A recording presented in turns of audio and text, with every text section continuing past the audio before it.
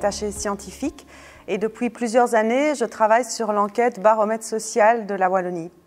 Alors en 2013, nous avons réalisé une conférence où nous présentions les grands résultats de cette enquête d'opinion qui a interrogé plus de 1200 individus en Wallonie sur leur participation à la vie sociale, politique, culturelle, sur leurs valeurs, sur leurs attentes par rapport à l'avenir ou encore sur leur degré de confiance vis-à-vis des institutions.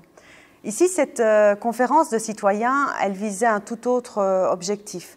Nous voulions en quelque sorte ne pas à nouveau organiser un rassemblement avec les scientifiques qui allaient exposer leur savoir, mais plutôt retourner vers les citoyens, retourner vers les acteurs de terrain, le monde associatif et confronter nos travaux au regard de ces acteurs, à leur expertise, à leur expérience de terrain.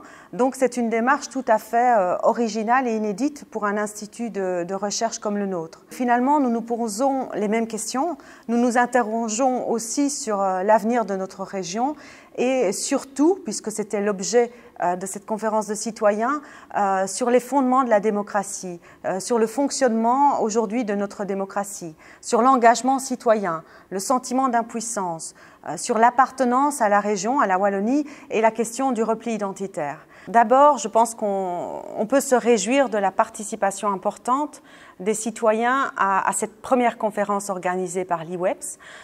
C'est au-delà de nos espérances. Les citoyens aujourd'hui veulent trouver des espaces, des lieux d'échange, de rencontres pour exprimer leur avis, pour s'exprimer sur le fonctionnement de la démocratie, sur le sentiment d'impuissance, sur l'engagement citoyen. Donc il y a une véritable demande qui est là, qui est présente chez nos citoyens, d'avoir plus de place et de participer au débat avec des acteurs d'horizons différents. En 2016, nous préparons la prochaine enquête qui portera sur les discriminations.